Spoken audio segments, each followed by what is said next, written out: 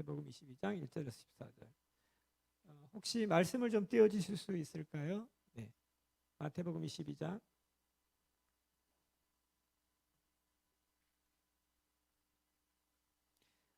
저랑 같이 이렇게 교독하도록 하겠습니다.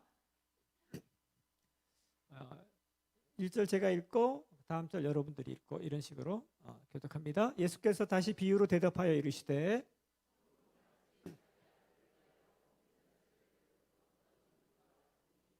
그 종들을 보내어 그 청한 사람들을 혼인잔치에 오라 하였더니 오기를 싫어하거늘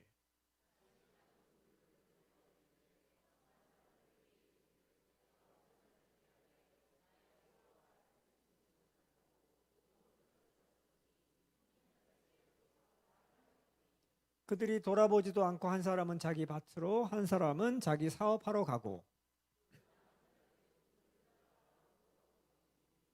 임금이 노하여 군대를 보내어 그 살인한 자들을 진멸하고 그 동네를 불사르고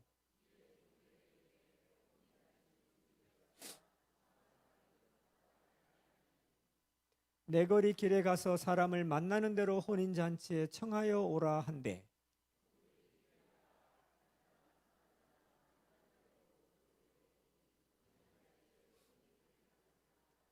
임금이 손님들을 보러 돌아올새 거기서 예복을 입지 않는 한 사람을 보고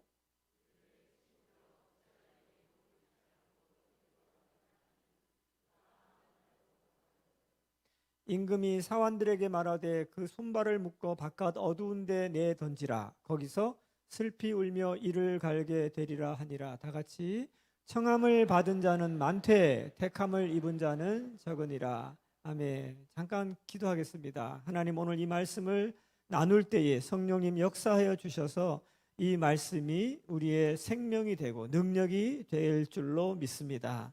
감사하고 예수님의 이름으로 기도합니다. 아멘. 아멘. 저희가 오기 전에 얼마 전에 한 달 새에 큰 지진이 2번 있었습니다. 저희 알마티에. 그래서 제가 이렇게 기도 부탁드려서 여러분들이 기도해 주셔서 감사합니다.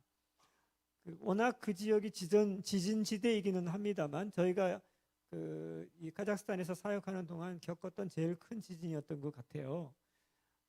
그래서 첫 번째 왔을 때는 밤 12시에 지진이 와가지고 사람들이 다 아파트에서 내려서 바깥에 추운 데서 한 2시간 기다리다가 저희가 이제 들어갔습니다.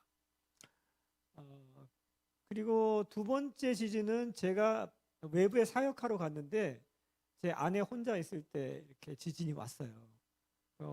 왔는데 혼자서 굉장히 무서웠던 것 같아요. 전화가 왔는데 많이 좀 이게 트라우마가 좀 생겼습니다. 그래서 많은 사람들이 이게 건물이 무너질 정도는 아니었어요. 거기들이 그래도 내진 설계가 돼 있기 때문에 어느 정도는 견디긴 견디는데 이게 높은 건물들이 막 흔들리니까 사람들이 너무 트라우마가 생긴 사람들이 참 많이 있었습니다. 그래서 이게 건물이 무너져서 죽은 사람보다는 두려워가지고 이게 높은 데서 뛰어내리다가 죽은 사람들이 좀 있습니다. 이런 사고가 있었고 이 알마티 지진 이후에 이제 사람들 사이에 이런 얘기가 있었어요. 지진 이후에 알마티에는 무신론자가 사라졌다, 이런 말들이 있었습니다. 저희가 살고 있는 지역이 과거 소련 지역이기 때문에 대부분 많이 무신론이 팽배한 지역이잖아요. 그래서 그것을 이렇게 빗대서 사람들이 준비가 안 됐는데 이런 지진이 오니까 뭐 무엇을 찾겠습니까? 당연히 신을 찾겠죠. 그래서 무신론자들이 사라졌다, 이런 말이 이제 생겼습니다. 또 작년, 재작년, 벌써 재작년이죠. 재작년 1월에는 새해 박두에 저희 지역에 큰 폭동이 있었습니다. 그래서 한 달 동안 인터넷이 차단되고 연락이 두절되고 저희가 아주 깜깜한 가운데 어려웠던 시간이 있었는데 그 결과 많은 사람들이 죽은 사람도 있고 방송국이 불타기도 하고 아무튼 큰 폭동이 있었고 그때 이제 저희 지역은 땅덩이는 넓은데 인구는 많지가 않아요. 그러니까 뭐 군대나 경찰이 그렇게 강한 편은 아닙니다. 그러다 보니까 이 감당이 안 되니까 이게 러시아로부터 이렇게 도움을 요청을 해가지고 러시아에서 이렇게 특공대가 들어와가지고 한 달 만에 이게 진압을 딱 한 거죠. 그때 이제 특수작전이란 이름으로 들어와서 이게 진압이 됐어요. 그리고 나서 얼마 안 돼가지고 우크라이나 전쟁이 터졌습니다. 방식이 똑같아요. 알마티에서 연습한 거 가지고 그쪽으로 딱 들어갔는데 여기는 상황이 좀 달랐죠. 아직까지도 전쟁이 지금 끝나지 않은 상태에 있습니다. 이 마지막 때가 되면 마태복음 24장은 예수님이 직접 말씀하신 소묵시록인데 마지막 때가 되면 어떤 징조가 있겠습니까? 제자들이 이렇게 물었습니다. 그랬더니 예수님께서 이런 징조가 있을 것이다 이렇게 말씀을 하셨어요. 그래서 그 징조들 가운데 보면은 대표적인 게 이제 그 기근과 지진과 전쟁의 소문, 나라와 나라가 민족이 민족을 치는 이러한 갈등과 전쟁이 있을 것이다. 주님 그렇게 말씀을 하시잖아요. 그런데 사실 뭐 기근이나 지진이나 전쟁은 그 인류 역사 가운데 계속 있어 왔죠. 근데 이제 마지막 때에 일어나는 이런 기근과 지진과 전쟁의 차이점은 뭐냐면 이것이 강도가 점점 더 세지고 그리고 빈도가 높아지고 이것이 전 세계적으로 일어난다는 사실입니다. 근데 지금 여러분 이렇게 보시면 이 전쟁이 어느 한 곳도 지금 안전하다라고 하는 지역이 없습니다. 지금 중동에서 전쟁 중에 있죠. 그 다음에 지금 우크라이나하고 러시아하고 전쟁 중에 있고 유럽이 지금 거의 관여가 되어 있습니다. 지금 중국하고 대만, 북한하고 남한, 우리가 이쪽에 지금 연관되어 있습니다. 굉장히 이런 전쟁의 소문들이 가까이 와 있습니다. 그럴 때 우리 그리스도인들은 무슨 생각을 하게 됩니까? 아, 이게 정말 말세구나. 이게 마지막 때가 가까웠나 보구나. 우리 이런 생각을 하게 되겠죠. 그럴 때 우리가 어떻게 대처를 해야 될까요? 자, 이때 우리가 그럼 말씀에서는 그럼 이 마지막 때를 어떻게 대처하라고 말씀하고 있는가? 이 부분들을 우리가 주목해야 될 줄로 믿습니다. 그 많은 사람들이 마지막 때 그러면 종말의 때 그러면 대부분 그 일부분의 징조들 때문에 먼저 두려움을 갖습니다. 여러분들도 마지막 때 그럼 무슨 생각이 드세요? 666 그죠? 이런 생각 들고 그다음에 뭐 휴거 생각도 들고 환란. 그래서 많은 사람들이 이 마지막 때에 대해서 어떤 사람은 너무 두려움에 그 사로잡혀 있는 사람들이 있는가 하면 어떤 사람들은 이게 하도 이 마지막 때란 얘기를 많이 들어가지고 그냥 하는 소리지 뭐 이렇게 그냥 무감각하게 또 반응하는 사람들도 있습니다. 그러나 우리는 정확하게 그런 말씀을 따라서 마지막 때에 대해서 올바른 관심과 올바른 대처 방법을 우리는 가지고 있어야만 합니다. 이것이 우리 그리스도인들이 마지막 때를 올바로 살아가는 방법입니다. 지나치게 시간에 대해서 집중해서 주님이 언제 오실까 시간 계산하느라고 우리가 시간을 허비하면 안 됩니다. 왜냐하면 이 시간에 대해서는 주님도 이건 내 고난이 아니다. 이건 아버지의 고난이다. 아버지가 허락하실 때 마지막 때 주님이 재림하시는 거거든요. 근데 지금 보면 이 마지막 때에 대한 관심이 지나치게 좀 언제 주님이 오시는지 이 시간 계산하는 데 초점이 많이 맞춰져 있는 것이 좀 안타깝습니다. 그래서 이번에 저희가 정말 이 지진들을 겪으면서 이 말씀을 제가 묵상하기 시작하고 이제 준비를 했어요. 그리고 우리 현지에 있는 교회들에도 몇 군데에서 이 말씀을 전했습니다. 중요한 것은 종말이 오늘 밤에 또는 내일 아침에 온다고 할지라도 우리가 어떻게 그것에 대처해야 되는지를 알고 있으면 우리가 걱정할 필요가 없는 것이죠. 근데 준비가 안 돼 있으면 두려움에 우리가 미혹받을 수 있습니다. 여기에 여기 이제 우리 남성분들은 이제 군대를 다녀오신 분들이 많이 있죠. 우리 군대에서는 항상 이제 전쟁을 준비하는 것이 대비하는 것이 이제 군인들의 사명이잖아요. 그래서 이제 보통 군대에서는 가끔씩 평안하다 싶을 때는 뭐가 걸리느냐면 비상이 딱 걸리죠. 뭐 진돗개 둘, 뭐 진돗개 셋 이렇게 하면서 이제 비상을 딱 거는데 이제 이 비상이 딱 걸리면 이제 어떤 일을 하느냐면 이 병사들이 자기 개인적인 짐을 일단 쌉니다. 5분 안에 개인적인 짐을 막 싸요. 그리고 나서 1시간 안에 큰 부대가 이동할 준비를 다 하는 거예요. 무기도 그렇고 서류도 그렇고 다 준비를 해가지고 출동 대기를 딱 하는 게 여기 1시간 내에 다 이루어져야 되는 거죠. 이게 잘 안 되면 이제 군장 메고 뺑뺑이 돌고 이제 맨날 연습하는 게 이걸 좀 준비를 하는 거예요. 그래서 제가 기억하기에는 그 병사들마다 개인적으로 자기 개인적인 수첩이 있어가지고 거기 매뉴얼이 있습니다. 일단 이렇게 전쟁이 딱 터졌다 그러면 우리는 1번 뭐 하고 2번 뭐 하고 3번 뭐 하고 이게 딱딱딱딱딱을 자기가 매뉴얼을 작성을 해가지고 계속 지속 반복 훈련을 합니다. 그래서 밤 12시 뭐 밤 2시에 사이렌이 울렸다 그러더라도 눈 비비고 일어나가지고 몸은 움직이는 거예요.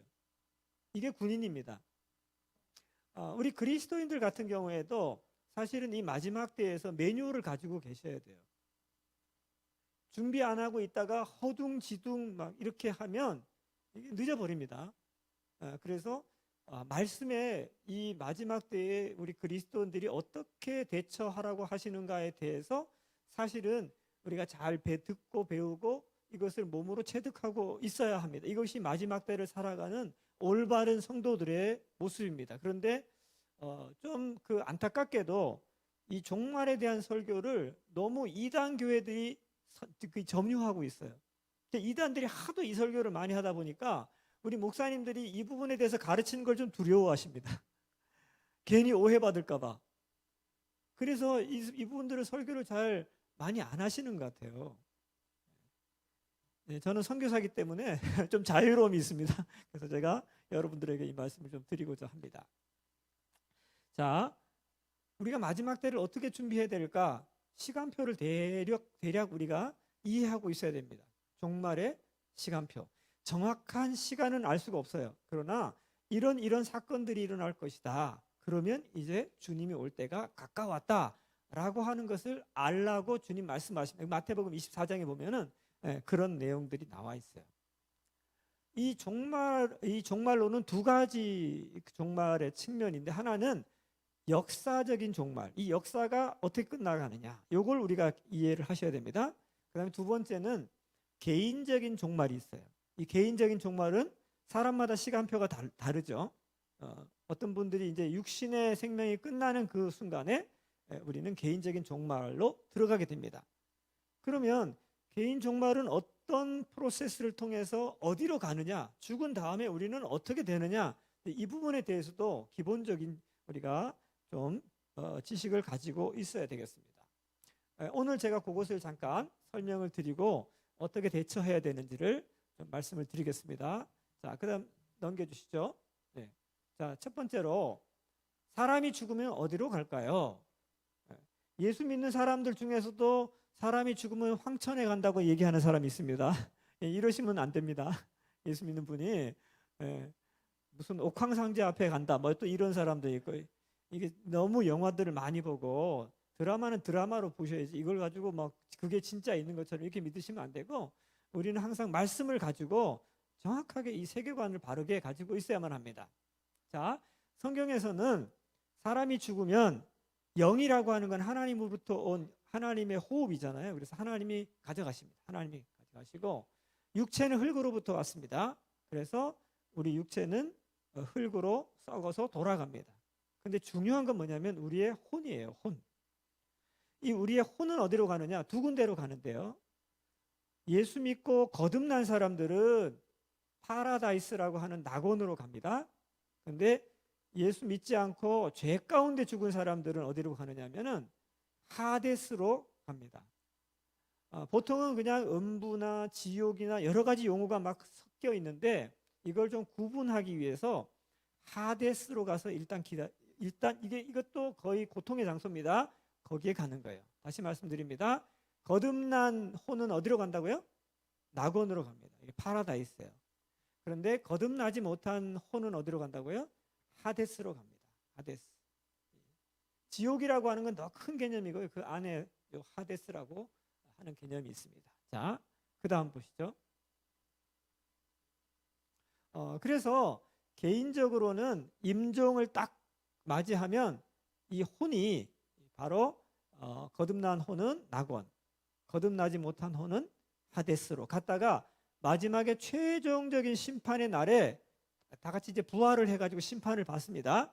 심판을 받은 다음에 이제 거듭난 혼은 어디로 가느냐면 이제 부활의 옷을 입고서 몸을 받아서 그 다음에 천국으로 들어가는 거예요. 천국으로 들어가고 이 거듭나지 못한 혼은 이제 어디로 가느냐면 이제 완전히 불못으로 가는데 이것을 게헨나라고 부릅니다. 게헨나. 자, 그래서 이 지옥의 개념을 두 가지는 좀 구분을 하셔야 돼요. 하데스, 게헨나. 하데스, 게헨나. 자, 그 다음 보시죠. 이것은 이제 역사적인 종말의 시간표인데요. 이 부분은 자세하게 들어가면 그 교단마다 신학적으로 의견이 좀 분분하게 갈립니다. 그래서 여러분들은 뭐 신학자는 아니기 때문에 가장 본인이 이해하기 적합한 합리적인 이러한 그 종말의 시간표를 하나 잘 그 이해하고 계시면 됩니다. 이 종말에 예수님이 언제 재림하시느냐, 뭐 휴거가 언제 되느냐 이 문제 잘 모른다고 해서 구원에 지장이 있는 문제는 전혀 아니에요. 그러니까 이것은 본인이 그 가장 성경을 읽으면서 또 목사님의 설교를 통해서 이것이 가장 합리적이고 성경적이다라고 믿는 부분들을 여러분들이 그냥 취하고 있으면 되는 거죠. 자, 조금 설명을 드리면 이렇습니다. 그 예수님이 2000년 전에 이제 초림을 하셨죠. 예수님이 초림하자마자부터 성경은 그때를 종말이라고 봅니다. 이것을 말세라고 보고 이것이 지금 우리가 살고 있는 이 복음의 시대 이방인의 때입니다. 그리고 이 시기가 지나면서 이제 마지막 때가 가까워올수록 환란의 시간들이 이제 오게 되는데 이 가장 극심한 환란의 시간을 7년으로 잡습니다.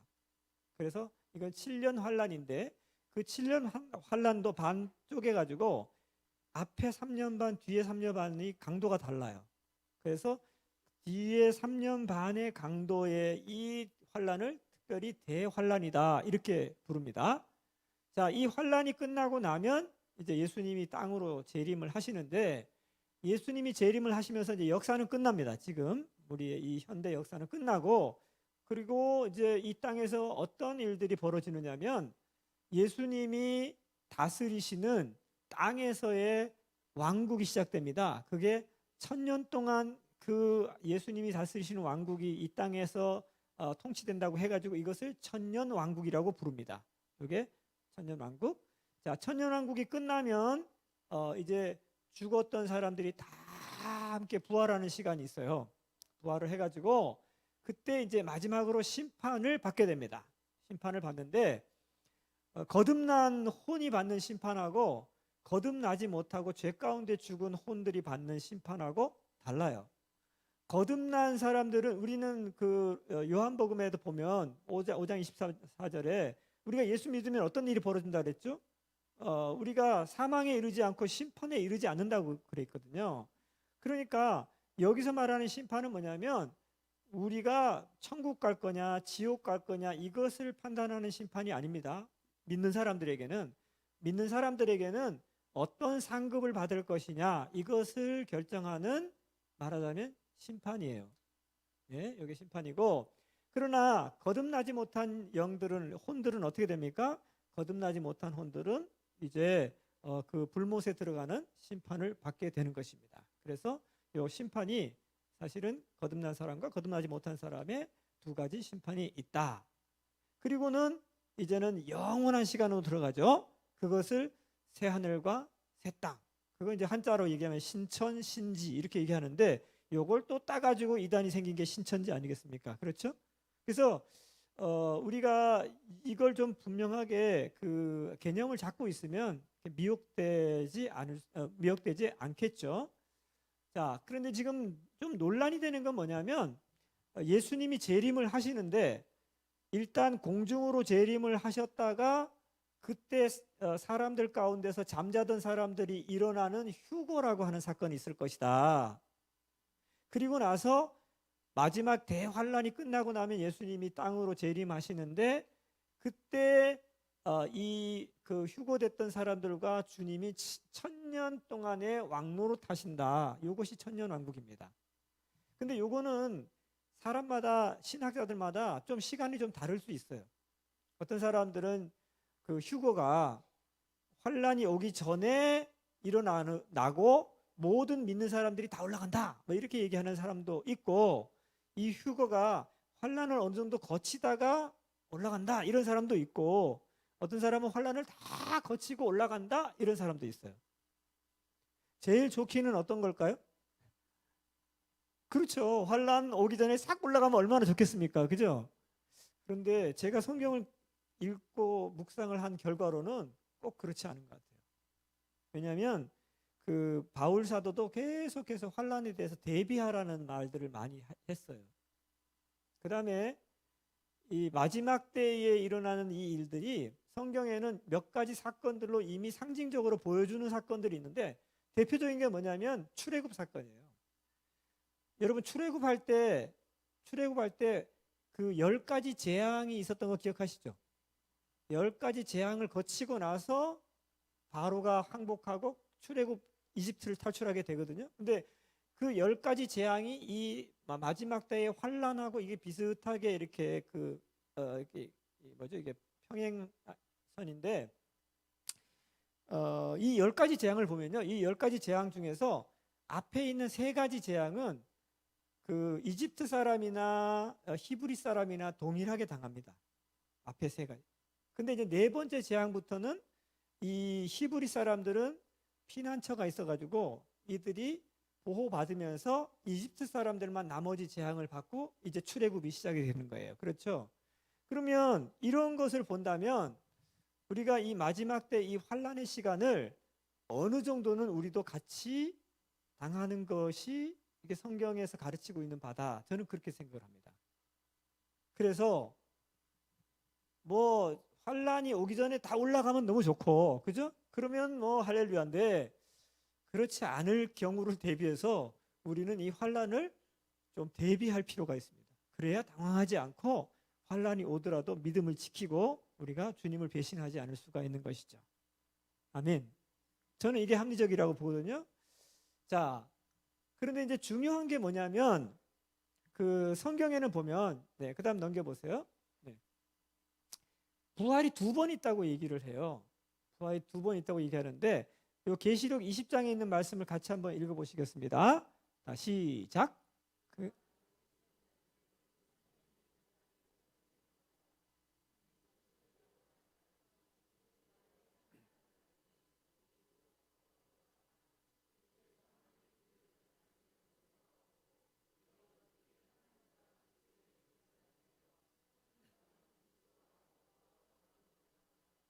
아멘. 이게 무슨 말이냐면 우리가 좀 착각하고 있는 것 중에 하나가 우리가 예수 믿으면 구원받고 천국 간다. 이거 맞는 말입니까? 틀린 말입니까? 대답을 안 했어요. 다시 한번. 예수 믿으면 구원받고 천국 간다. 맞아요? 안 맞아요? 맞죠. 이게 당연히 맞는 말이에요. 그런데 이제 오해가 뭐냐면 우리는 천국을 생각을 할 때 천국을 무슨 공산주의 사회처럼 생각을 해요. 그래서 획일적으로 다 평등한 사회라고 우리는 생각을 합니다. 근데 성경을 자세히 보면은 천국이 그렇게 획일적인 평등으로 이루어진 공산주의 사회가 아닙니다. 보면 바울 사도가 뭐라고 얘기했느냐면 그 고린도전서 15장이 이게 부활에 대한 말씀인데 그때 그 부활에 대해서 우리가 부활하게 되면 이 부활하고 나면 영광이 서로 다르다. 근데 해의 영광이 있고 달의 영광이 있고 별의 영광이 있고 별과 별들의 영광이 다르다. 그렇게 얘기를 했습니다. 이 말은 무슨 말이냐면 우리가 구원받는 건 은혜로 받는 것이지만 그러나 이 천국에 들어가서 받는 상급은 우리가 어떻게 살았느냐, 어떻게 대비했느냐에 따라서 이 상급의 차이가 있다는 거예요. 이거 굉장히 중요합니다. 저는 이 부분에 대해서 잘 이해하지 못했어요. 그래서 제가 거듭난 게 20살 때, 대학교 1학년 때 거듭났거든요. 그 전에 교회는 다니긴 다녔는데 그냥 문화적으로 다녔습니다. 친구들이 좋아갖고 따라가고 설교 시간에는 계속 졸기만 하고 이렇게 신앙생활을 하다가 대학교 들어가서 처음으로 복음을 이렇게 인격적으로 접하고 예수님을 영접을 하게 됐어요. 거듭난 신앙이 됐습니다. 근데 거듭난 신앙이 되고 나서 제가 좀 후회를 했어요. 왜 후회를 했느냐면 어느 날 성경을 읽는데 그 예수님의 십자가 사건을 이게 묵상을 하고 있었는데 거기 강도가 둘이 있었잖아요. 근데 정확히 왼쪽인지 오른쪽인지는 지금 성경은 얘기하고 있지 않은데 한 강도는 마지막 결정적인 그 죽음을 앞둔 그 순간에 예수님을 영접하면서 예수님 뭐라고 그러셨어요? 너가 오늘 나와 함께 어디 있겠다? 낙원에 있겠다. 그렇게 말씀하셨어요. 제가 이 말씀을 읽는데 얼마나 배가 아프든지 아이고 나도 이렇게 예수를 믿었어야 되는데 너무 일찍 믿어가지고 그리고 다른 친구들은 뭐 디스코텍도 가고 뭐 술도 마시고 너무 재밌게 대학생활을 낭만적으로 잘 보내는데 저는 이걸 할 수가 없어요. 예수 믿으니까. 그래서 제가 참 안타까워했던 시절이 조금 있었어요. 근데 왜 그랬느냐면 우리가 예수 믿으면 똑같이 구원받고 똑같이 천국 가는데 그 천국은 획일적인 평등 다 똑같아. 여러분 만약 천국이 이렇게 획일적으로 평등이라고 하면 여러분들은 이렇게 매주일 예배드리러 나올 필요가 없어요. 언제만 나오면 되죠? 불교 믿는 사람들처럼 4월 초파일 나가듯이 우리도 크리스마스 때만 딱 나가고 부활절 한번 딱 나가고 이렇게 하면 되죠. 겨우 이렇게 떨어지지만 않으면 되는 거 아니겠어요? 근데 그렇지 않습니다. 왜냐하면 이 구원이라고 하는 것은 은혜로 받는 건 맞지만 그게 다가 아닙니다. 그게 시작이에요. 제가 그걸 몰라가지고 그렇게 강도를 부러워했던 적이 있었답니다. 근데 오늘 말씀을 보세요. 오늘 말씀을 보면은 첫째 부활이 있고 둘째 부활이 있어요. 이 첫째 부활에 참여하는 자들이 영광스러운 자들이에요. 복이 있는 자들이라고 그랬어요. 이 첫째 부활에 참여하는 자들이 누구냐면 예수님과 함께 1000년 동안 왕노릇하는 자들입니다. 베드로 사도가 우리는 왕 같은 제사장이다 그렇게 말씀했죠. 그죠? 여러분 그 말씀 너무 좋아하지 않습니까? 그래서 이거 갖고 우리 찬양도 하잖아요. 나는 왕 같은 제사장이야. 이것이 여러분들의 자존감, 여러분의 자아상을 높여줄 수는 있지만 미안하게도 모든 그리스도인들이 다 왕 같은 제사장이 될 수는 없습니다.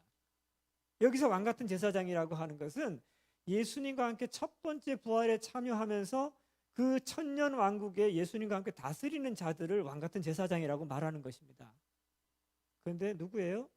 첫 번째 부활에 참여하는 이기는 자들이에요. 할렐루야. 그래서 우리는 우리 자신을 지금 우리가 이 땅에 살고 있는 이 시간이 왜 소중하냐면 이 시간이 바로 나를 이기는 자로 준비할 수 있는 바로 그 시간이기 때문에 그렇습니다. 할렐루야. 그렇게 된다면 우리가 하루 한순간을 살아가는데 굉장히 깨어서 살아가게 될 거예요. 저도 이 말씀은 너무 늦게 깨달았어요. 깨달아서 보니까 시간이 별로 남지 않았습니다. 자, 그럼 우리가 어떻게 해야 되느냐? 그 다음 한번 보실까요? 오늘 말씀을 보면 오늘 말씀이 뭐에 관한 말씀이냐면 이게 천국에 관한 말씀이에요. 천국 비유라고 지금 말씀하고 있잖아요. 그렇죠? 예수님이 직접 하신 말씀입니다. 근데 예수님이 이 천국 비유를 말씀을 하시면서 어떤 얘기를 하시냐면 임금이 있었는데 임금이 혼인잔치를 베풀었어요. 근데 이 혼인잔치가 누구의 혼인잔치죠? 아들의 혼인잔치. 그러면 이게 바로 연결이 되죠. 이 계시록에 나오는 어린 양의 혼인잔치를 말하는 거예요. 그래서 이 어린 양의 혼인잔치, 예수 그리스도 그 아들의 혼인잔치를 역사 이제 마지막 때 이제 있게 되는데 그 잔치를 배설을 하고서 사람들을 초청을 했습니다. 자, 초청을 했는데 여기에는 세 부류의 사람들이 있었어요. 자, 첫 번째 A그룹. A그룹 사람들은 초청하자마자 거절했어요. 그죠? 그래서 어디로 갔다 그랬죠? 밭갈로 가고 비즈니스 하러 가고 갔어요. 바빠서 관심도 갖지 않았습니다. 그러니까 초대에 응하지 않았던 사람이죠. 자, 그러면 이 A그룹 사람들은 어떤 사람일까요? 믿지 않는 사람들입니다. 그러니까 불신자들이니까 여기에 대해서는 뭐 이견이 없어요. 근데 이제 문제는 두 번째, 세 번째 그룹인데 보세요. 두 번째 그룹은 뭐냐면 초대에 응했습니다. 이 초대에 응했다라고 하는 것은 이 사람들은 믿는 사람들이라는 얘기겠죠. 그죠? 믿는 사람들이에요. 근데 초대에 응했는데 이 두 번째 사람은 이 왕이 뭐라고 그랬냐면 보고서 예복이 준비 안 됐다고 혼인잔치에 들여보내지 않았어요. 요게 두 번째 그룹 사람이에요. 그 다음에 세 번째 C그룹은 뭐냐면 초대받고 혼인잔치에도 들어갔어요. 그러니까 예복이 뭘 준비가 된 사람이란 얘기겠죠. 예, 그렇게 해서 혼인잔치에 들어간 사람들입니다. 그러면 이 C그룹 사람들은 예수 믿고 천국에 들어간 사람들이니까 이것도 논란의 여지가 없어요. A, C는 여지가 없는데 이제 이 까다로운 사람들이 이게 두 번째 그룹 사람들이에요. 그러면 이분들은 그 초대에 응했기 때문에 믿는 사람들이라고 볼 수 있죠. 그런데 혼인잔치에 못 들어갔어요. 그러면 구원 받은 사람일까요? 못 받은 사람일까요? 아하, 이게 지금 논란이 있습니다. 그래서 요 구절이 난해 구절인데 저는 이것을 어떻게 해석을 하느냐면 이 B그룹 사람들이 구원은 받았어요. 구원은 받았는데 영광스러운 혼인잔치에는 들어가지 못했습니다. 구원받았지만 혼인잔치에 들어가지 못했어요. 근데 이 B그룹 사람들을 구원받았었는데 구원을 잃어버린 사람이라고 해석하는 분들이 있어요. 그럼 이렇게 되면 이제 뭐가 흔들리냐면 우리 기독교의 가장 기본적인 구원론, 이신칭의, 믿음으로 말미암아 구원, 은혜로 구원을 받는다라고 하는 이 교리가 흔들려 버려요. 왜냐하면 구원받고 구원을 잃어버릴 수도 있으니까 우리가 어떻게 돼야 됩니까? 무슬림들처럼 항상 긴장하고 있어야 돼요. 여러분, 무슬림들이 믿음이 그 사람들이 굉장히 신실한 사람들입니다. 무슬림이라고 하는 말 자체가 순종하는 사람들, 이런 뜻이에요. 얼마나 순종을 잘하느냐면 하루 5번씩 기도합니다. 저희가 택시 타고 가다가도 시간이 되면 이 사람 택시 세워놓고 승객은 택시에 앉아있고 가서 돗자리 깔고 기도하고 가는 사람들. 못 말릴 정도로 이 사람들이 충성된 사람들이에요. 무슬림들이. 그래서 무슬림들이 딱 예수 믿고 돌아오잖아요. 아주 예수님 잘 믿어요. 그 믿음 갖고 성실함을 갖고 믿기 때문에. 그런데 무슬림들이 뭘 가지고 있냐면 두려움을 갖고 있어요. 무슬림들한테 물어보세요. 당신 구원받았습니까? 몰라요. 죽어봐야 알아. 그 무슬림들의 구원가는 뭐냐면 마지막 때 심판 때 가서 심판이 있는데 저울이 있습니다. 저울. 그 알라 앞에 가서 저울이 이렇게 있는데 이 저울에 오른쪽은 착한 일, 왼쪽은 악한 일. 요거 무게를 달아가지고 요쪽이 무거워야 천국 가는 거예요. 근데 한번 보세요. 지금 팽팽하게 저울이 이렇게 균형을 딱 잡고 있어. 이 사람은 어디로 갈까요? 천국으로 갈까요? 지옥으로 갈까요? 막 그러고 있는데 깃털 하나가 쫙 내려와가지고 여기 딱 앉혀졌어요. 그럼 지옥 가는 거잖아요. 그럼 얼마나 억울하겠습니까? 여러분 보세요. 먼지 같은 깃털 같은 악한 일이 하나가 딱 발견이 되고 딱 얹어져서 지옥 가버려요. 이런 두려움들이 무슬림 가운데 있습니다. 여러분, 이 B그룹이 구원받았는데 행실이 잘못돼가지고 구원을 잃어버려. 이러면 우리도 무슬림처럼 되는 거예요. 구원의 확신이 없습니다. 근데 우리 신앙생활 하시는 분들 중에서도 교회는 다니지만 구원 받으셨나요? 글쎄요, 죽어봐야 알겠죠. 이렇게 얘기하시는 분들이 있어요. 이거는 기독교적이 아니고 성경적이 아닙니다. 자, 정확하게 정리를 하셔야 돼요. 여러분들이 예수님을 믿었습니까? 아멘 안 하신 분 다시 한번. 예수님을 영접하셨습니까? 구주와 주님으로 영접하셨습니까? 그러면 구원 받은 거예요. 아멘. 구원을 확신하십니까? 구원을 잃어버릴 수 있습니까? 구원을 잃어버릴 수 있는 게 아니에요. 왜냐하면 우리 노력으로 받은 게 아니잖아요. 예수님의 공로로 받은 거기 때문에 내가 예수 믿고 개차반으로 살아도 예수님의 공로가 무너지는 건 아니거든요. 근데 요거까지는 오케이. 근데 이게 끝이 아니고 이게 시작입니다. 왜냐하면 이 혼인잔치에 들어간다라고 하는 건 다른 차원이에요. 이 천국이 획일적인 평등이 아니라고 그랬죠. 영광이 서로 다르다고 했잖아요. 이 영광에 따라서 우리가 상급을 받는 것인데, 이게 상급인데 이 사람이 구원을 받았지만 상급이 없는 사람들이에요. 그 부끄러운 사람들이에요. 요것이 요 지금 비유가 말씀하고 있는 바라고 저는 해석합니다. 다르게 해석하는 목사님들도 있습니다. 예, 뭐 그거 갖고 이렇게 우리가 싸울 필요는 없어요. 자, 그러면 여기서 우리가 뭘 알아야 되느냐면, 마지막 때에 우리가 도대체 어떻게 살아야 되느냐. 한마디로 얘기하면 뭘 준비해야 된다고요? 예복을 준비해야 되는 거죠. 예복을 준비해야 구원도 받고 혼인잔치에, 그 영광스러운 자리에 우리가 들어가게 되는 것입니다. 자, 그 다음 보실까요?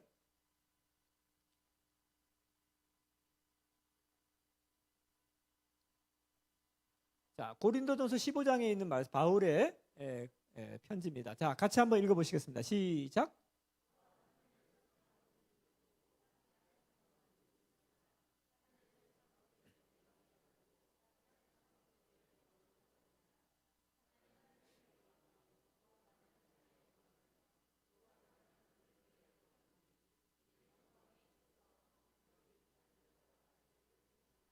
아멘. 자, 이것이 이제 우리가 받게 될 부활의 몸이 서로 영광이 다르다라고 하는 것을 말하는 것이죠. 자, 그다음 보시죠. 네, 예.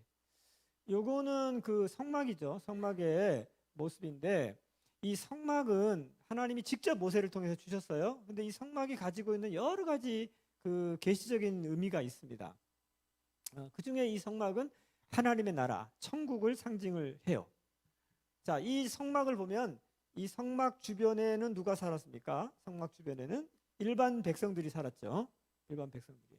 그리고 이 안에 들어가면 이 울타리가 있고, 울타리 안에 보면은 요 앞들이에요. 성막들입니다. 번제단이 있는 성막들.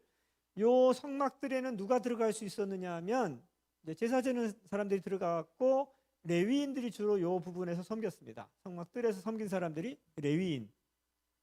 그리고 이제 실내로 들어가면 성소와 지성소가 있었죠. 이 성소는 누가 들어갈 수 있었죠? 성소. 제사장 그룹들이 들어가서 매일매일 이렇게 제사를 드렸죠. 향도 피우고 떡도 갈아주고 이렇게 했습니다. 요거는 성소예요. 그 다음에 더 들어가면 지성소가 있습니다. 자, 지성소에는 누구만 들어갈 수 있었죠? 대제사장만 들어갈 수 있었어요. 이게 뭘 말하느냐 하면, 우리가 천국에 들어가면 우리의 영광의 차이, 우리의 상급의 차이에 따라서 일반 백성, 그냥 구원만 받은 사람들 그룹도 있는가 하면, 그 충성되게 그 섬기다가 상급이 쌓여서 레위인, 제사장, 대제사장과 같은 영광을 받을 사람들도 있다라는 것이죠. 아멘. 네. 자, 그다음 보세요. 그다음. 그래서 이제 그 새 예루살렘 성은 바로 천국에서도 가장 영광스러운 자리, 그것을 말하는 것입니다. 자, 그다음. 자, 그럼 여기에 이제 누가 이게 들어갈 수 있느냐? 누가 들어갈 수 있느냐? 자, 같이 한번 계시록 3장 12절 한번 읽어보겠습니다. 시작.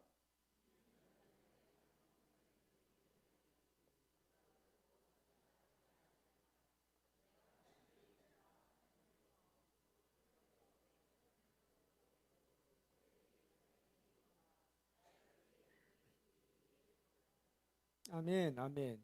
자, 누가 들어갈 수 있다고요? 이기는 자가 들어갈 수 있다. 첫째 부활에 참여하는 사람들이 바로 이제 이 영광스러운 성에 들어갈 수가 있다. 그래서 오늘 마태복음 22장에 뭐라고 되어 있냐면, 부름을 받은 사람들은 많다. 그리고 그 응한 사람들도 있어요. 그래서 우리가 이 초청에 응해서 구원을 받았지 않습니까? 하지만 택함을 받아서 이 영광스러운 자리에 들어가는 사람들은 적다고 했습니다. 그래서 우리 신앙생활에서 무엇을 목표로 하셔야 되냐면, 구원을 목표로 하시면 안 됩니다. 구원은 이미 받은 것이고 이거는 확정적인 것이에요. 근데 아직까지도 내가 10년, 20년을 신앙생활을 하면서도 내가 어떤 날은 구원 받은 것 같았다가 어떤 날은 구원 안 받은 것 같았다가 잃어버린 것 같았다가 이렇게 헷갈리면 안 되신다 그 말이죠. 뭘 하셔야 된다고요? 구원은 확정적인 것이고 지금은 내가 저 영광의 자리에 들어가기 위해서 내가 어떻게 이기는 자가 돼야 되겠는가? 이 부분을 우리가 집중하셔야 되는 것입니다. 자, 그다음. 자, 요 이제 그림을 가지고 제가 좀 쉽게 설명을 해 드릴게요. 우리가 구원을 받게 되면 칭의라고 하죠.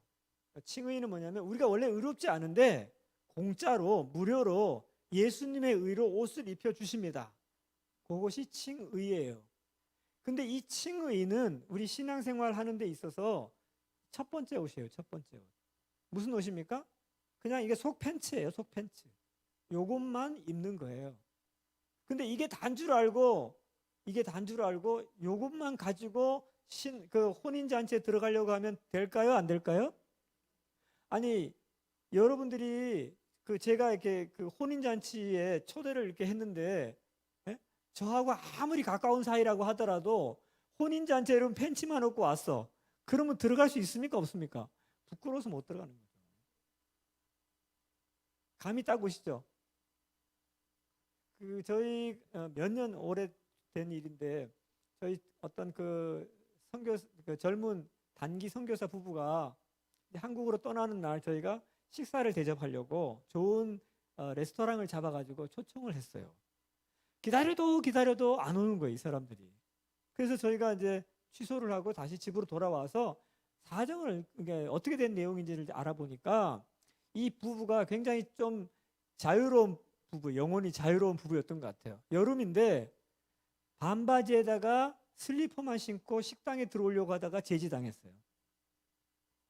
여러분, 식당조차도 어떤 식당은 조금 격식이 있으면 드레스 코드가 있습니다. 한국도 그렇죠? 뭐 예를 들어서 롯데 호텔 뷔페에 들어갔는데 여러분 슬리퍼 끌고 반바지 입고 좀 그렇지 않습니까?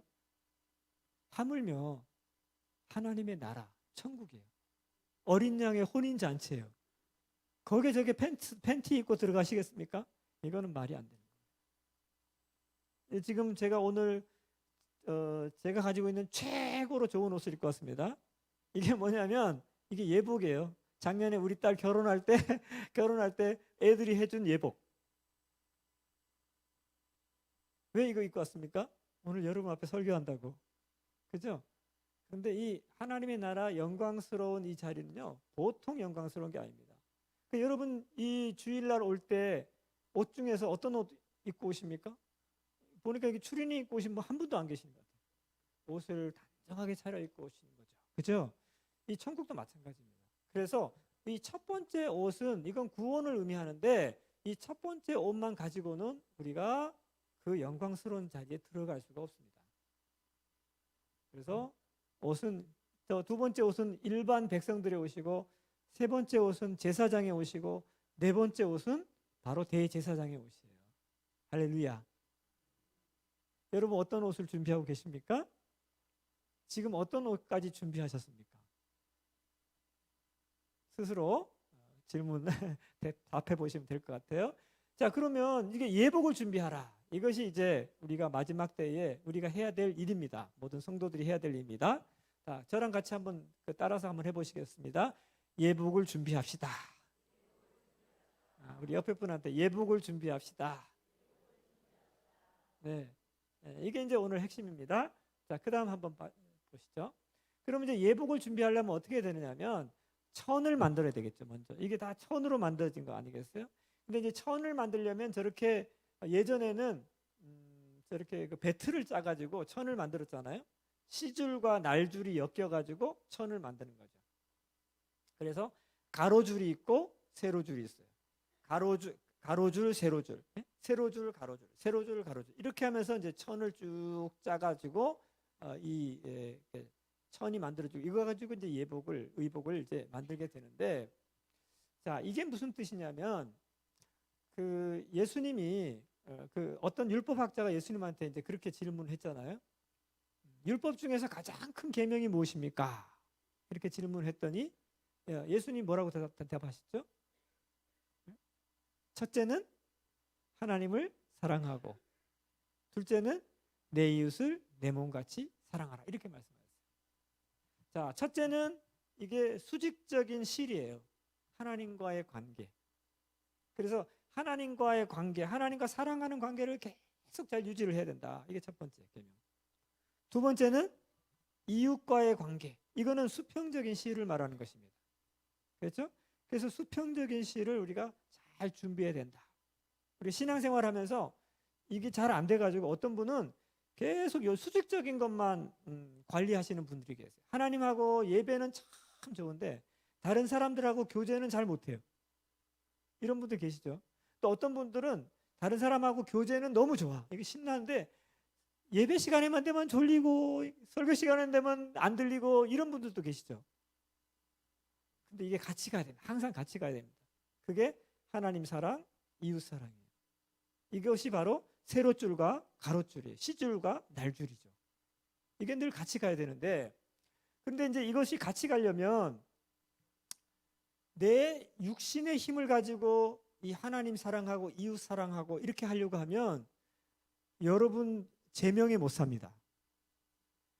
왜냐하면 이 일은, 하나님 사랑하고 이웃 사랑하는 일은 내 육신의 힘을 가지고는 도저히 할 수 있는 일이 아닙니다. 여기 몇 분이 고개를 끄덕끄덕 하시는 분이 계시는데 해보셨죠? 하다가 지치는 거예요. 그러다가 내 힘을 가지고 하나님 사랑하고 이웃 사랑하고 교회에서 열심히 봉사하고 하다가 이제 한계가 딱 다다르면 누가 한마디 탁 하면 이게 갑자기 시험에 팍 들어버려요. 아니, 내가 교회를 위해서 얼마나 헌신했는데 목사님이 나한테 저런 말 할 수 있어? 이렇게 생각해요.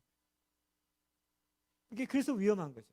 우리가 주님의 일을 섬길 때 내 힘으로 하는 것은 이건 위험합니다. 제자들도 예수님 열심히 따를 때 얼마나 호기롭게 열심히 따랐습니까? 그렇죠? 그래서 마지막 유월절 식사하실 때 예수님께서 분명히 이제 내가 그 고난 당하고 죽었다가 3일 만에 다시 살아나 이렇게 말씀하셨는데 제자들은 죽다니요 주님이 죽으시면 나도 따라서 죽습니다 막 이랬단 말이에요. 근데 예수님이 십자가 지실 때 제자들 어떻게 했죠? 다 도망가 버렸어요. 다 도망가 버렸어요. 왜 그렇게 됐습니까? 그들이 인간적인 힘을 가지고 주님을 따랐기 때문에 그래요. 그래서 주님이 기다려라. 내가 약속하신 분을 하늘에서부터 기다려라. 그렇게 말씀을 하시고 승천하셨죠? 자, 그리고 누가 오시죠? 성령님이 오십니다. 왜 성령님이 오시느냐면 성령님이 오셔야만 제자들이 바로 이러한 제자의 삶을 살 수 있기 때문에 그렇습니다. 그래서 제자들이 기다렸는데 10일 이후에 성령님이 오시죠. 그러면 보십시오. 성령님이 우리 안에 오실 때 성령님은 두 가지를 갖고 오십니다. 뭐냐면 성령님의 첫 번째는 성령님의 열매, 두 번째는 성령님의 은사를 갖고 오세요. 자, 왜 성령님의 열매하고 성령님의 은사를 갖고 오시느냐면 한번 보세요. 성령님의 열매라고 하는 건 성령님의 열매가 9가지 열매를 우리가 보통 알고 있죠. 사랑과 희락과 화평과 온유와 절제와 양선과 이런 게 성령님의 열매예요. 근데 이 성령님의 열매는 뭐와 관련이 있습니까? 이건 하나님의 성품이에요. 그래서 우리 안에서 우리의 성품을 바꿔 가십니다. 누구의 성품으로? 예수 그리스도의 성품을 닮은 사람으로 우리를 변화시켜 가시는 것이 성령님의 열매의 사역이에요. 근데 은사라고 하는 건 뭐냐면 병 고치고 방언하고 방언을 통역하고 기적을 행하고 예언하고 이런 은사들은 무엇을 위해서 필요하죠? 이런 은사들은 일할 때 필요한 것입니다. 사역할 때 필요한 것이죠. 그래서 이 은사를 받아야 여러분들이 사역을 할 수가 있는 것입니다. 보세요. 성령님이 오셔서 하시는 일이 두 가지죠. 하나님을 잘 사랑할 수 있도록, 하나님의 성품을 받을 수 있도록 이 수직적인 사역을 하시는가 하면 성령님의 은사를 통해서 우리가 이웃을 섬기고 복음을 전하고 선교할 수 있도록 이 능력을 주시는 사역을 하십니다. 이것이 성령님의 사역이에요. 수직과 수평, 시줄과 날줄. 그래야 우리가 예복을 준비할 수 있지 않겠습니까? 그래서 성령님을 주신 것은 예복을 준비하도록 우리에게 모든 능력을 부어 주신 것입니다. 할렐루야. 아멘. 그래서 우리가 항상 성령님과 동역을 하셔야 돼요. 이거 안 하면 그냥 내 힘으로 일하다가 지쳐가지고 시험에 들기 딱 십상입니다. 자, 그리고 이제 이것을 가지고 우리가 하는 일이 무엇입니까? 그 하나님을 사랑하고 이웃을 사랑하고, 그리고 이것은 성품과 사역, 성품과 일이라 이렇게 말씀을 드렸잖아요. 그죠? 그러면 두 가지 중에서 어느 게 더 중요할까요? 이 성령의 열매가 중요할까요? 성령의 은사가 중요할까요? 제가 교회 가가지고 이제 가끔 이제 이런 질문을 했어요. 여기 이제 청년들 보니까 이 부분은 청년들이 좀 있는 것 같아요. 그죠? 네, 아직 결혼 안 한 청년들도 있죠. 어떤 자매한테 제가 물어봤습니다. 우리 자매님, 어떤 두 남자가 지금 청혼을 하고 있습니다. 한 사람은 능력이 있어. 돈도 많고 능력이 많아. 근데 성격이 별로야. 성품이 아주 별로야. 근데 이쪽은 성품은 참 좋은데 능력이 없어요. 그럼 어떤 사람을 신랑감으로 선택을 하겠습니까? 제가 이렇게 물어봅니다. 그럼 목사가 물어봤으니까 대부분 어떻게 대답하는 줄 아세요? 그래도 성품이 좋은 사람 택해야 되겠죠. 뭐 이렇게 얘기를 한단 말이에요. 그죠? 그럼 제가 얘기하면 틀렸습니다. 그렇게 기도하면 안 되고 두 가지를 다 구하셔야 됩니다. 성품 좋고 능력 있는 신랑감을 주시옵소서. 그렇게 기도하라고. 기도를 바꿔줍니다. 이게 성경적이죠. 동의하십니까? 아멘. 우리가 신앙생활 할 때도 우리가 그리스도의 신부라고 했잖아요. 어떤 신부가 돼야 되겠습니까? 성격은 좋은데, 성품은 참 좋은데 일은 정말 못해. 근데 이 신부는 일은 엄청 잘해. 근데 성품이 별로야. 주님이 어떤 신부를 원하시겠습니까? 성품과 능력과 이 두 가지를 다 갖춰야 되는 거예요. 이것이 예복 준비하는 생활입니다. 아멘. 여러분이 예배해서 여기 보니까 너무 거룩한 교회 다시 세상 속으로, 이게 시줄과 날줄. 우리가 예배로 모여서 거룩하게 되고, 그리고 우리끼리 잘 먹고 잘 살자 이러면 뭐만 있는 거예요? 세로만 있는 거예요. 세로만. 다시 세상 가운데로 나가고, 세상 가운데 나가면 상처받을 것 알죠. 세상 가운데 나가서 전도하고 선교하다 보면 우리가 힘들 것 알고 있죠. 손해볼 것 알고 있죠. 그러면서도 우리는 나가죠. 왜? 그것을 주님께서 말씀하셨기 때문에. 그러다가 상처받으면 다시 모여서 예배 가운데 회복되고 치유되고, 그리고 다시 용기를 내서 또 나가고. 이것이 시줄과 날줄. 할렐루야. 아멘. 자, 이제 말씀을 맺겠습니다.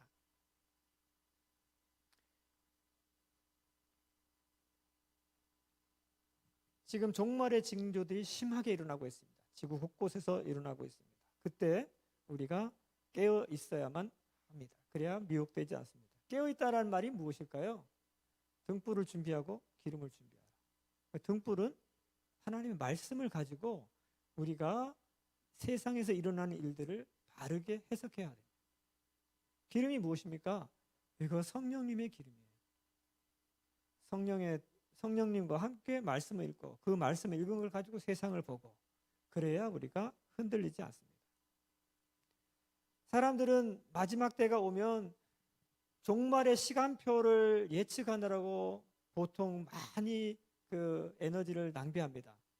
그런데 주님은 이 종말의 시간표는, 그것은 주님도 모른다고 했습니다. 그럼 우리도 그걸 알려고 해서는 안 되겠죠. 그러나 대략적으로는 우리는 감을 잡고 있어요. 아, 주님이 가까우셨구나. 그러면 준비해야 되겠죠. 그래서 종말의 시간을 정확하게 예측하는데 에너지를 쏟지 말고, 집중하지 말고, 우리는 무엇을 해야 된다고요? 예복을 준비하면 되는 거예요. 그러면 주님이 오늘 밤에 오든지 내일 밤에 오든지 우리는 주님 오시는 대로 주님 맞이하면 되는 것이죠. 그 다음에 세 번째는 어떻게 준비할까요? 시줄과 날줄, 말씀과 성령. 성품과 사역, 하나님의 사랑, 이웃의 사랑, 이것으로 우리가 우리의 예복을 준비합니다. 왜 여러분들이 선교를 위해서 헌금하고 선교를 위해서 기도하고 또 선교지에 여러분들이 나가서 사역을 하십니까? 마지막에 주님이 제자들을 두고 승천하시면서 하신 마지막 유언 같은 명령, 지상 대명령이 무엇입니까? 너희는 가서 지금 여기가 도봉구인가요? 성북구인가요? 성북구죠? 강북구, 죄송합니다.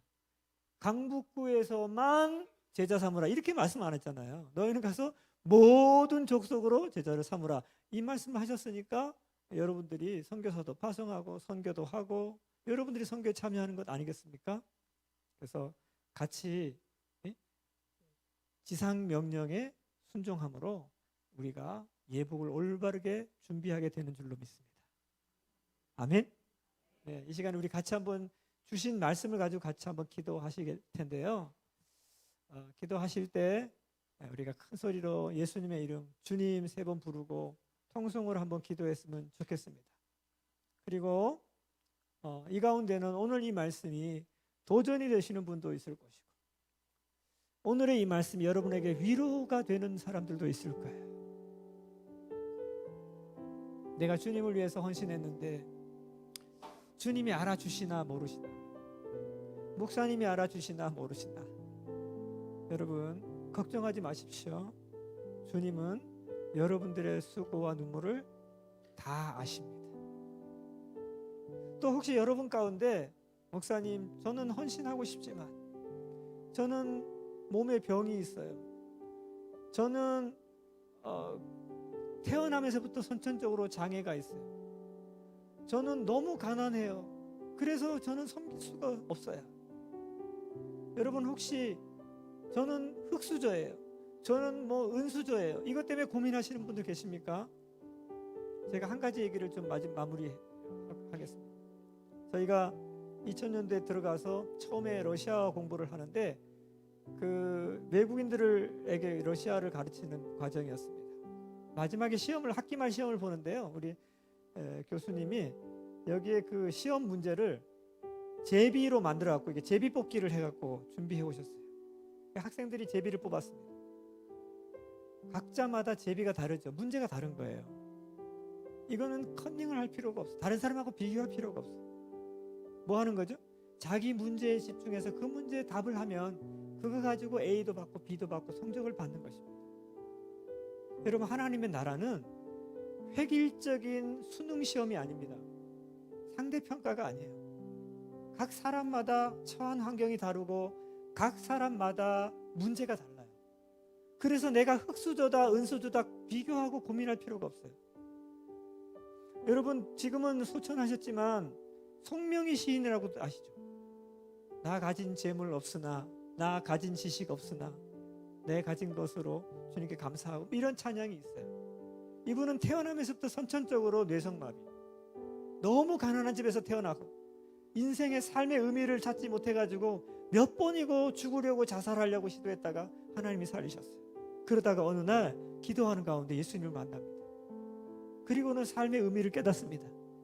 그리고는 이분이 그 손도 불편한데 시를 쓰기 시작하고 그 시가 노래가 되고 그 노래가 사람들을 감동시키고 많은 사람들이 회복되고 많은 사람들이 복음에 반응했습니다. 여러분 이분은 뇌성마비로 불편했기 때문에 휠체어를 타고 있기 때문에 중앙아시아 가서 저처럼 선교할 수 없어요.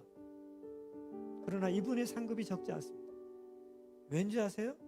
이분은 자기가 뽑았던 그 제비, 자신의 그 삶의 환경에서 가장 최선으로 주님을 사랑하고 섬겼기 때문입니다. 할렐루야. 제가 그 이분의 생애를 이렇게 읽으면서 너무 감동이 됐어요. 비교할 필요 없다. 다른 사람하고 비교할 필요 없습니다. 지금 여러분이 어떤 환경 가운데 처해 있습니까? 그 환경에서 의복을 준비할 수 있습니다. 주님, 내 환경 아시죠? 내 건강 아시고 내 재정 상태 아시죠? 내가 이 환경 가운데서 내가 어떻게 그 아름다운 천국 혼인잔치에 들어갈 수 있는 예복을 준비할 수 있는지 주님 말씀해 주십시오. 그리고 그 음성을 듣고 여러분들이 순종하시면 여러분들은 최고의 의복을 지금 준비하고 계신 것입니다. 할렐루야. 시간이 많지 않아요. 주님, 내 시간이 얼마나 주었는지 우리가 알지 못합니다. 마지막 최선을 다해서 내가 영광스러운 의복을 준비하는 하나님의 자녀가 되게 해 주십시오. 우리 그렇게 이 시간 좀 한번 기도하고 싶습니다. 아멘. 우리 같이 한번 힘을 내서 우리 목청껏 주님의 이름을 한번 3번 한번 불러보시겠습니다. 우리가 이 주님의 이름 부르는 것, 이거 아무 데서나 하는 것 아닙니다. 이거 부르고 싶어도 지금도 선교지 지하교회에서는 소곤소곤 소리내지 않고 기도해야만 되는 사람들이 있다는 것을 기억하시고, 우리가 목청껏 주님의 이름 부를 수 있을 때 우리가 부르시기를 축복합니다. 할렐루야. 이 시간 다 같이 한번 힘을 다해서 주의 이름 부릅니다. 주여, 주여, 주여. 우리 손을 들고 기도하겠습니다. 주님, 내가 여기 있습니다. 주님, 오늘 말씀을 주셔서 감사합니다. 마지막 때에 여러 가지 징조들로 우리가 어지러운데 주님, 어떻게 살아야 하는지 우리에게 말씀해 주셔서 감사합니다. 하나님, 나는 구원받았지만, 이 확실한 구원 가운데 있지만 이것이 다가 아닌 줄로 압니다. 주님, 구원은 시작에 불과하고 주님, 이제 나를 돌아봅니다. 나의 의복이, 나의 예복이 얼마나 준비됐는지 바라봅니다. 주님, 다시 한번 회개하고 다시 한번 주님 앞에 나가오니 성령님 이 시간 말씀으로 이끌어 주셔서 아버지 하나님, 하나님을 사랑하고 이웃을 내 몸처럼 사랑하는 주님의 제자가 되게 하여 주옵소서. 성령님, 내 가운데 임하셔서 이 시간 성령의 열매로, 성령의 은사들로 내 성품이 변화되고 내 사역이 변화되는 역사가 있게 하여 주시옵소서. 주님, 예배하는 것과 주님 선교하고 전도하는 것에 균형이 있게 도와주십시오. 주님, 오늘 이 시간에 이 말씀이 살아서 역사하여서 오늘 주님이 이 밤에 오신다고 할지라도 내가 후회함 없이, 아버지 아쉬움 없이 주님 따라 나서는 준비된 성도가 되게 하여 주시옵소서. 아버지 하나님, 감사합니다. 이 마지막 때에 우리가 어떻게 살아야 하는지 삶의 지표로 말씀하여 주니 감사합니다. 성령님, 우리 가운데 기름 부어 주시옵소서. 주님, 우리 함께 공동체로 예수 그리스도의 신부로 아름다운 의복을 준비하게 하사 주님, 오늘 읽었던 말씀처럼 한 사람도 빠짐없이 그 영광스러운 혼인잔치에서 거절당하지 않고 아버지 그 잔치 자리에 들어가 영광의 잔치에 참여하는 자들이 아버지 이 하늘 비전교회 성도들 한 사람 한 사람이 되게 하여 주시옵소서. 축복합니다. 주님.